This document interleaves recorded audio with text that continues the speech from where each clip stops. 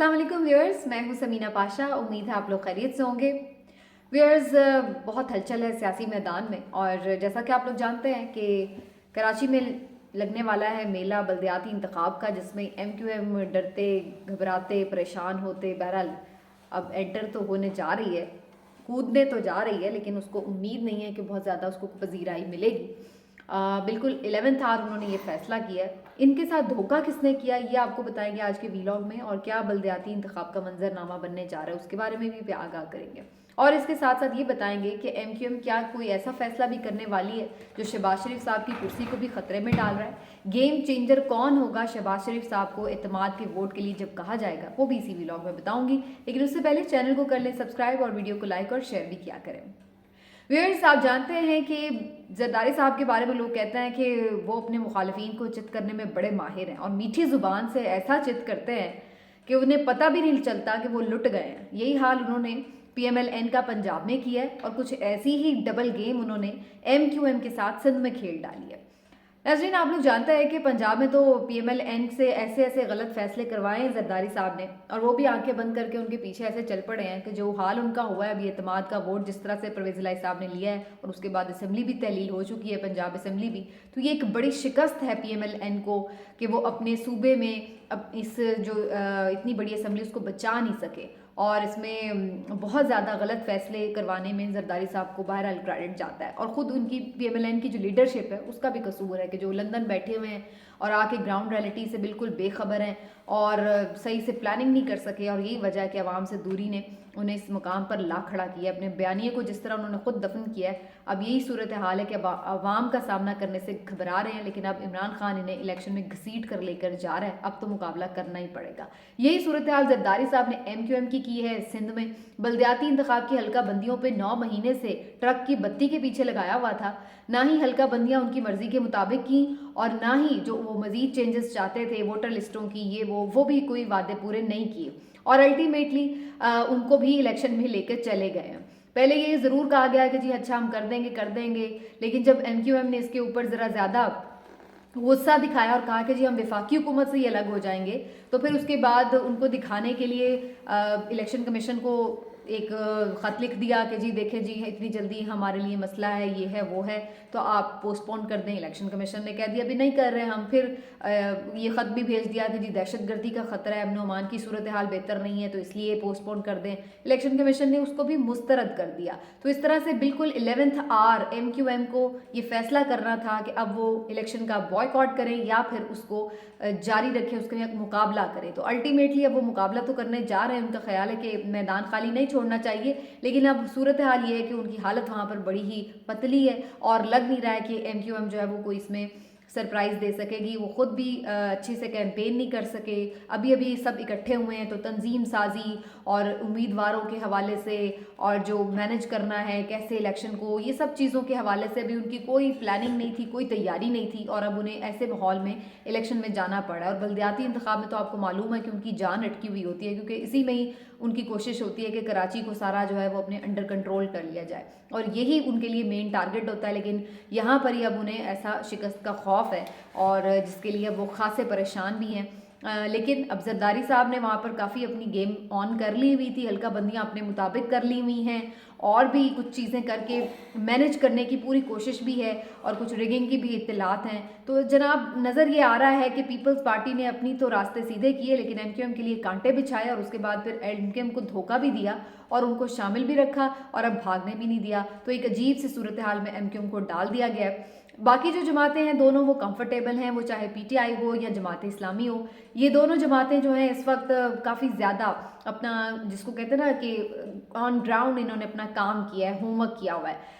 मैं दोनों के बारे में आपको बता देती हूँ। जमात इस्लामी ने एक 4-5 साल से ना सिर्फ ये कि कराची के बहुत सारे जो बेसिक मसाइल हैं उनको एड्रेस किया, बल्कि बल्दियाती इंतखाब के लिए बड़ी फ़ाइट भी लड़ी, पूरी एक मूवमेंट बनाई।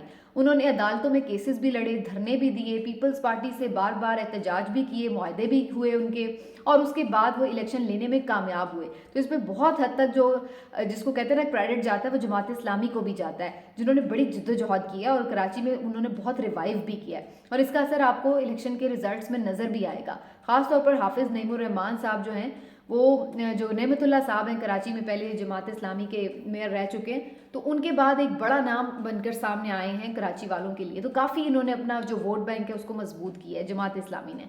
दूसरी जाने पीटीआई जो है वो भी बड़ी कंफर्टेबल पोजीशन में खुद को महसूस कर रही है। उसकी वजह यह है कि एक तो जो जनरली एक पॉपुलैरिटी वेव है जो पूरे मुल्क में ही उनके हक में है, तो वो उन्हें मालूम है कि इस वक्त जो है उसका फ़ायदा उन्हें बल्दियाती इंतखाब में भी होने जा रहा है। फिर जो पीटीआई की वहाँ पर क़यादत थी, मकामी क़यादत, उन्होंने भी काफ़ी मेहनत की, और अली जैदी साहब हों, खुर्रम शेर जमान हों, या हलीम आदिल शेख हों, या इमरान इस्माइल साहब हों, मुख्तलिफ जो ये रहनुमा हैं, ये काफ़ी ज़्यादा हमें रैलियाँ करते, लोगों को मोबिलाइज करते नज़र आए, डोर टू डोर कैंपेन करते नज़र आए, फील्ड में हमें नज़र आए। तो काफ़ी ज़्यादा इनकी जो मूवमेंट थी उसने लोगों को मोबिलाइज भी किया। फिर जनरली एक ज़ाहिर है इमरान खान साहब का जो नैरेटिव इस वक्त सर चढ़ कर बोल रहा है, जो जादू उनका चढ़ा हुआ है लोगों पर, वो भी एक इफेक्ट रखता है। अगरचे बल्दियाती इंतखाब के डायनेमिक्स थोड़े डिफरेंट होते हैं, वहाँ पर लोग ज़्यादातर ये देखते हैं कि कौन सा कैंडिडेट जो है वो उनका काम कर देगा, गली मोहल्ले के मसाइल हल कर देगा। तो वहाँ पर जो एक कौमी बयानिया है उसका शायद उतना असर नहीं होता, लेकिन चूंकि एक जनरली हम देख रहे हैं कि पीटीआई के हक में एक वेव है, तो उसका असर होने के इम्कान भी काफ़ी ज़्यादा है। तो पीटीआई और जमात इस्लामी काफ़ी इन्होंने कैंपेन भी चलाई है अपनी, और काफ़ी ये खुश हैं कि बल्दियाती इंतखाब हो रहे हैं। लेकिन दूसरी जानिब पीपल्स पार्टी भी कंफर्टेबल है, क्योंकि उन्हें लगता है कि जितनी सीटें वो सिक्योर कर सकते थे जो ग्राउंड रियलिटीज़ में, उतनी वो कर लेंगे। जो मुसीबत पड़ी हुई है वो एमक्यूएम को पड़ी हुई है, क्योंकि वो एक फिक्स में है। लेकिन क्या एमक्यूएम ये गुस्सा अपना वफाकी हुकूमत से अलहदगी की सूरत में निकालेगी? फिलहाल लग रहा है कि वो इस तरफ जा रहे हैं, लेकिन आपको मालूम है कि ये फैसला, वो हतमी फैसला एक इशारे पर करते हैं। अब देखना ये कि वो इशारे वाले जो हजरात हैं वो उन्हें कब इशारा करते हैं, हफ्ते बाद करते हैं या महीने बाद करते हैं, लेकिन उनके इशारे के बाद ही हतमी फैसला करेगी एमक्यूएम। लेकिन ये बात तय है कि अब एमक्यूएम इन लाइन्स पर सोच रही है कि उन्हें बहुत नुकसान हुआ है पीडीएम का हिस्सा बनकर। इधर इमरान खान साहब ने फील्डिंग सेट कर लिया, और उनका अब निशाना है शहबाज शरीफ साहब की विकेट। पंजाब असेंबली को तहलील करने के बाद केपी असेंबली को तहलील भी कर देंगे वो इसी वीक में, और मीनवाइल वो ये चाह रहे हैं कि कौमी असेंबली में भी टारगेट कर लिया जाए शहबाज शरीफ साहब को। इसके लिए उन्होंने एक प्लान तरतीब दे दिया है, जिसमें पहले नंबर पर तो सदर मुमलिकत साहब शहबाज शरीफ साहब को एतमाद का वोट लेने के लिए कहेंगे, लेकिन उससे पहले ही कोशिश ये है कि जो उनकी तैयारी है वो पूरी हो जाए, नंबर्स पूरे कम, यानी उनके नंबर्स पूरे ना होने दिए जाए, नंबर्स कम कर लिए जाएं। इस सिलसिले में 2-3 जो हैं ऑप्शंस हैं पीटीआई के पास, वो मैं आपको बता देती हूँ। पहली ऑप्शन तो ये है कि पीटीआई एमक्यूएम का फैसला भी देख रही है कि अगर एमक्यूएम उनके इत्तेहाद से निकल जाती है तो 7 मेंबर्स कम हो जाते हैं। शहबाज शरीफ साहब को एतमाद का वोट लेना है तो उन्हें 172 वोट हासिल करने हैं, 172 मेंबरान की हिमायत उन्हें हासिल होनी चाहिए। तो अगर देखा जाए तो 7 मेंबरान एमक्यूएम के, अगर वो इस इत्तेहाद से अलग होते हैं तो वहाँ पर शहबाज शरीफ साहब एतमाद का वोट लेने में नाकाम हो जाएंगे। दूसरा जो ऑप्शन है पीटीआई के पास वो ये है कि जो 13 इंडिपेंडेंट उम्मीदवार हैं, यानी आज़ाद उम्मीदवार हैं, ये भी गेम चेंजर साबित हो सकते हैं। अगर इनमें से कुछ हजरात जो है वो आकर ना साथ दें शहबाज शरीफ साहब का, तो उस सूरत में भी शहबाज शरीफ साहब एतमाद का वोट हासिल करने में नाकाम रहेंगे। और ये हमने पंजाब असेंबली में भी देखा कि जो वहाँ पर जो बिलाल बड़ाई साहब थे उन्होंने आकर परवेज़ लाई साहब के हक में वोट दिया, और अगर वो भी एक वोट शामिल ना होता तो परवेज़ लाई साहब मतलूबा हदफ पूरा ना कर सकते। तो ये भी इंडिपेंडेंट उम्मीदवारों को टारगेट करना भी एक दूसरा ऑप्शन है। तीसरा ऑप्शन ये है कि खुद पीएमएलएन के बहुत से उम्मीदवार और हुकूमती इत्तेहाद के दीगर उम्मीदवार जो कि एमएनएज भी हैं, वो भी रब्ता कर रहे हैं पीटीआई से, और उनका भी ये कहना है कि अगर पीटीआई उन्हें आइंदा इंतखाबात में कुछ एडजस्ट कर दे टिकट के हवाले से या कुछ, तो वो भी शहबाज शरीफ साहब को एतमाद का वोट ना करने के लिए एब्सेंट हो सकते हैं उस दिन। तो ये भी एक ऑप्शन है उनके पास कि इस तरीके से भी शहबाज शरीफ साहब को नाकाम किया जाए। तो ये 3 ऑप्शंस हैं, देखना ये कि पीटीआई किस ऑप्शन की तरफ जाती है या सारे ऑप्शंस मिला के बन जाता है। मेरे ज़ाती ख्याल में अगर वो पीएमएलएन या पीडीएम जो है उनके लोगों को अपनी तरफ करते हैं या उन्हें मना करते हैं कि जी आप ना जाएं, तो वो कोई इतना अच्छा तासुर नहीं होगा, क्योंकि इमरान खान साहब जब अपने लोगों के लिए ये बात करते हैं कि जी हमारे मेंबर्स तोड़ हैं, तो फिर इन्हें कोशिश करनी चाहिए कि उनके मेंबर्स भी ना तोड़ें। ज़्यादा आइडियल सिचुएशन ये होगी कि या तो एलाइज को अलग किया जाए, अगर एलाइज को अपने साथ मिला लिया जाए तो वो भी ठीक है, और या फिर जो आज़ाद उम्मीदवार हैं उनको इस्तेमाल किया जा सकता है। तो उस सूरत में ये जो लेबल है ये इमरान खान साहब या पीटीआई के हिस्से में नहीं आएगा। लेकिन हर 2 सूरतों में बज़ाहिर नज़र आ रहा है कि शहबाज शरीफ साहब के लिए काफ़ी टफ टाइम होने जा रहा है, उनके लिए 172 लोगों को शो करना खासा मुश्किल हो जाएगा, और अगर ऐसा होता है तो फिर वो एतमाद का वोट हासिल नहीं करेंगे, तो फिर वो वज़ीर आज़म भी नहीं रहेंगे। अब देखना ये कि उसके बाद क्या मामला रन ऑफ इलेक्शन की तरफ जाएगा, या फिर मामला इस बात पर जाएगा कि वो फिर असम्बली ही तहलील करें, क्योंकि अल्टीमेटली जब पीटीआई तो वैसे ही इस्तीफे दे के बैठी हुई है, तो अगर वो वापस नहीं जा रही असम्बली में तो फिर कौन आके जो है वहाँ पर हुकूमत बनाने की पोजीशन में होगा।